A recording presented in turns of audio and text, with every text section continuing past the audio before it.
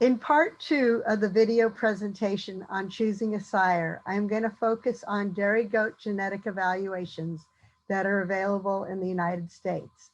This section is going to cover how to look up and read genetic evaluations for specific sires.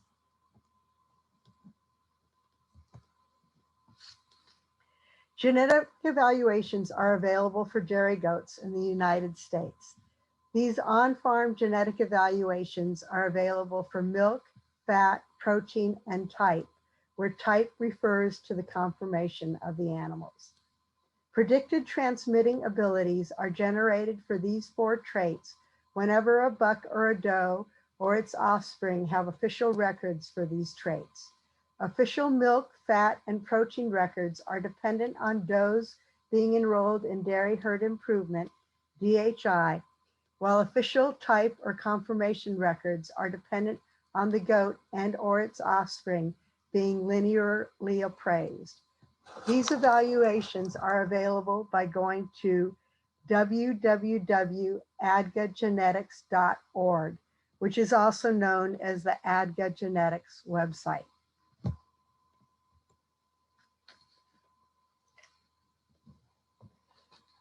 If the goat and or its progeny have official records for both production and type, then ADGA Genetics also generates 2 selection indices that combine both production and type. The first emphasizes production twice as much as conformation or type and is referred to as 2-to-1, while the other emphasizes production half as much as type and is referred to as 1-to-2 ratio.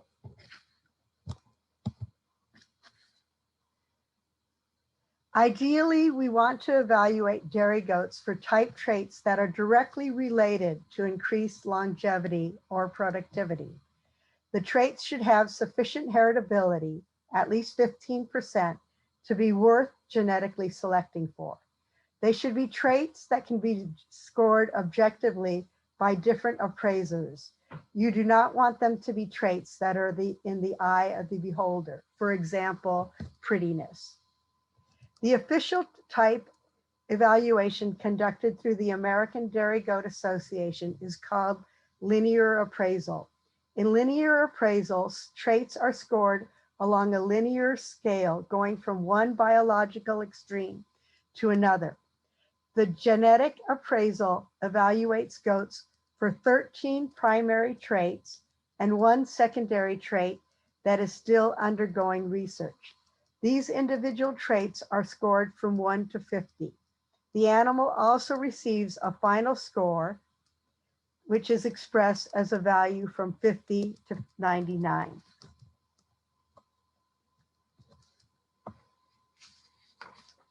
This chart lists the 13 primary traits and the secondary trait, which is rear udder sides view. It shows their estimated heritability, which ranges from about 52% for stature, see that first line, to 19% for rear udder arch. In truth, there is not one ideal point for a trait. And you can see this if you look in the last column, how in the last column, the points for ideal points vary. And in truth, these also might vary from farm to farm, what you consider the ideal point to be. Instead, there is usually a range of points that are going to be viewed as favorable. For example, we generally like to see udder depth be fairly intermediate between extremes, while we like to see rear udder height be fairly high.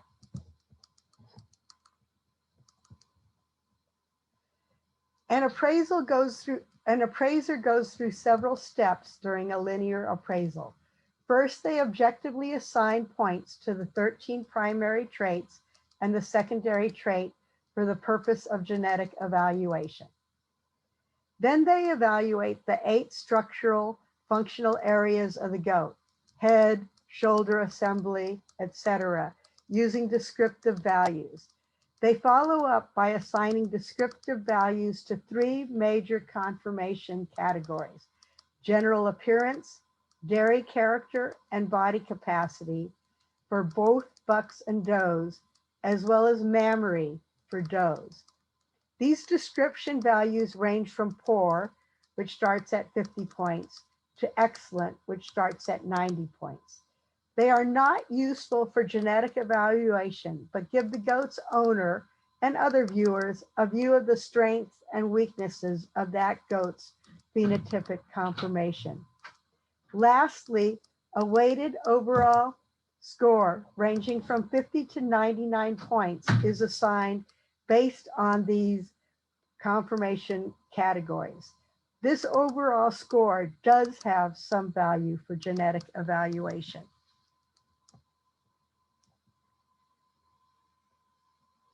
Unfortunately, many dairy goats do not participate in official record keeping and thus do not have genetic evaluations. However, when you go to an online semen category for dairy goats, there will usually be a link to any official records or genetic evaluations available on the listed buck. For example, on this outdated listing for Capragia, which is one of the buck semen companies that sells goat semen, we can click on this Toggenburg buck, we are going to call Big Buck, to go directly to the ADGA Genetics website to see his pedigree and genetic evaluation information. However, before we go there, we can also view his descriptive values for his linear appraisal for the 3 conformation categories. He has been assigned very good or V for general appearance, E or excellent for dairy character, and E or excellent for body capacity. And his overall score has been 90.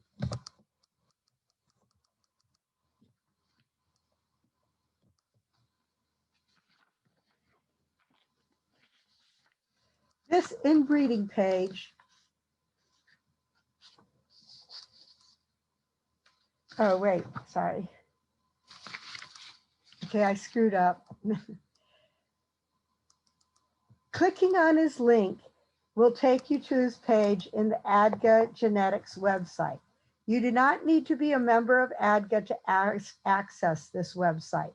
Some semen catalogs will take you to pages that can only be accessed by ADGA members. If that is the case and you do not have an ADGA online account, write down the buck's registration number and input that when you go to the pedigree section of www.adgagenetics.org and then click on his name when it appears.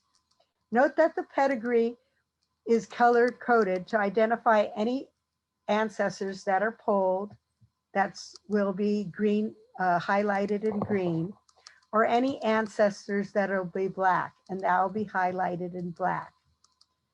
Okay. You can see that Big Buck has some polled ancestors. On the left side of the page, it will give his PTAs and ETAs for the 2 selection indices for dairy goats that combine production with type, if he and or his progeny have official records for both. In the case of Big Buck, they do. If only his ancestors have official records for both, only ETAs for these indices would be listed. If you click on inbreeding in the left-hand menu, it will take you to the following page. So if you look at that left-hand menu where it says pedigree, inbreeding, line breeding, and click on inbreeding, it's going to take you to the following page.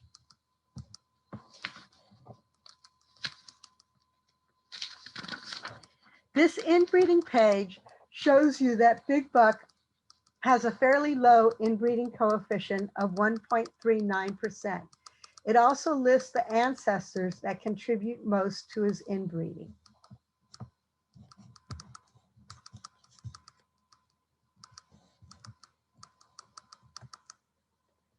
Now look at the pedigree page for a buck we're going to call Pretty Buck.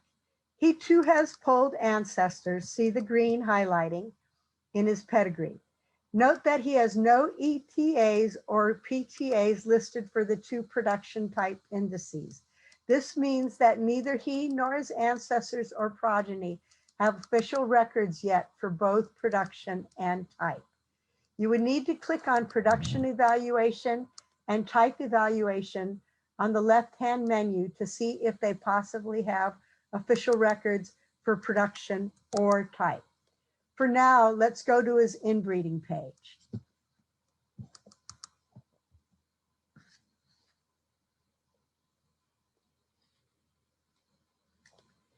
You can see here that Pretty Buck has an inbreeding coefficient of 22.41%. It is generally assumed that we may start seeing some reduction in performance and viability, i.e., start seeing some inbreeding depression when the coefficient reaches 12.5% or more. However, keep in mind that using Pretty Buck on your does will not necessarily result in any more or less inbreeding than using Big Buck. Instead, the inbreeding coefficient of the goat kids you get are going to depend on how closely related your does are to the bucks you choose to use. You could look at the ancestors listed in Pretty Buck's pedigree to see how many recent relatives are closely related to your does. However, an easier tool is available on the home page of www.adgagenetics.org.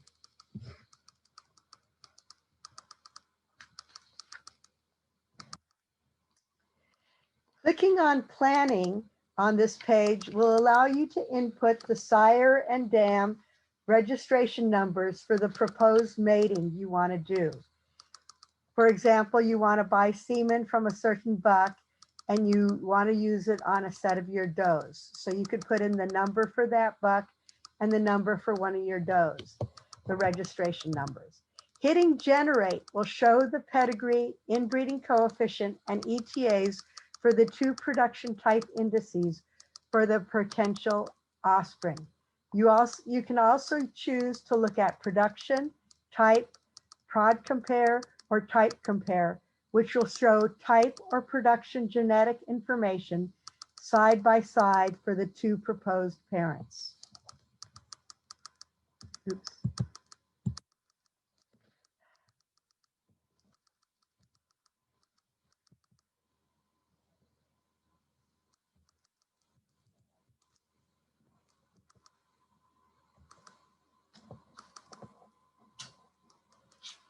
Shown here is an example of a type comparison between a proposed sire and dam.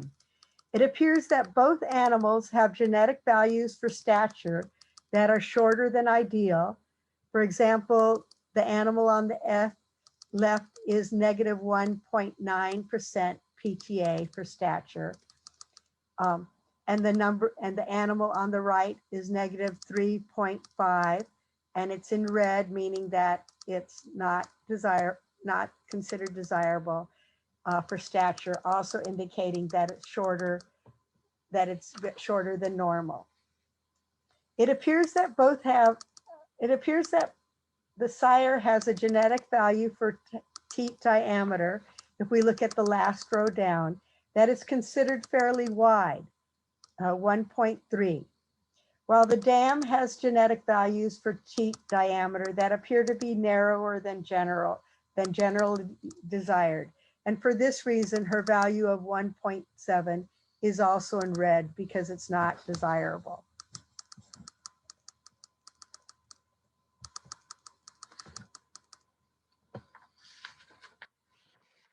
The predicted transmitting abilities for type traits are expressed both as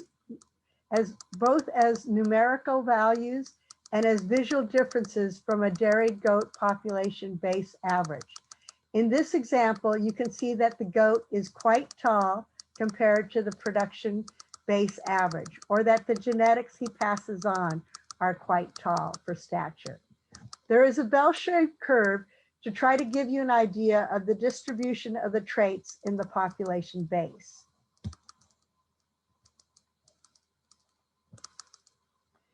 In contrast, if we study Big Buck's genetic evaluation for type, it appears, based on his PTAs, that his todders tend to be shorter, in stature than the population base average, while their udder heights tend to be higher. So their udder heights tend to be 1.7, whereas their stature is in red and is a negative 3.4.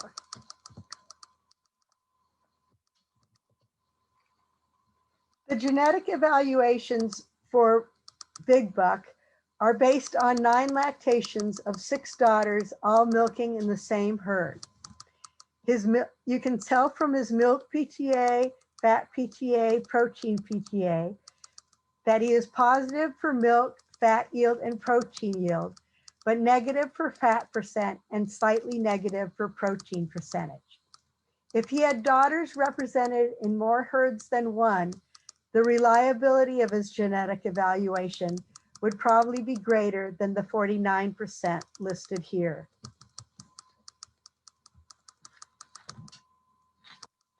Other approaches to finding sires to purchase semen from are to contact farms directly or to use adgagenetics.org to find out what sires rank high for the traits you are interested in, and then contact the herd that bred them to find out if semen is available for sale from them or from their sons.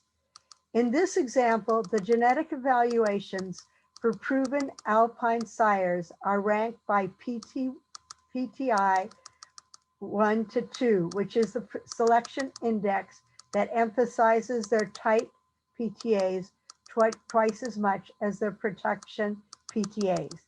Some of these bucks have ETAs generated at birth as well, because they had ancestors with official records for type and production. When both ETAs and PTAs are available, you want to use the PTA values, as these include all the genetic information and will be more accurate.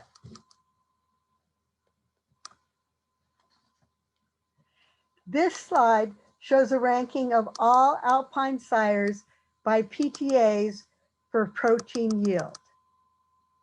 Because of the natural negative correlation between milk yield and concentration of milk solids, such as milk protein, we expect that most of these top bucks for protein yield will be negative for protein percentage. And you can see under protein percent that most of them are red and negative, have red negative values indicating that they're negative for protein percentage. However, you can see that the values for protein percentage vary between bucks with the same milk yield.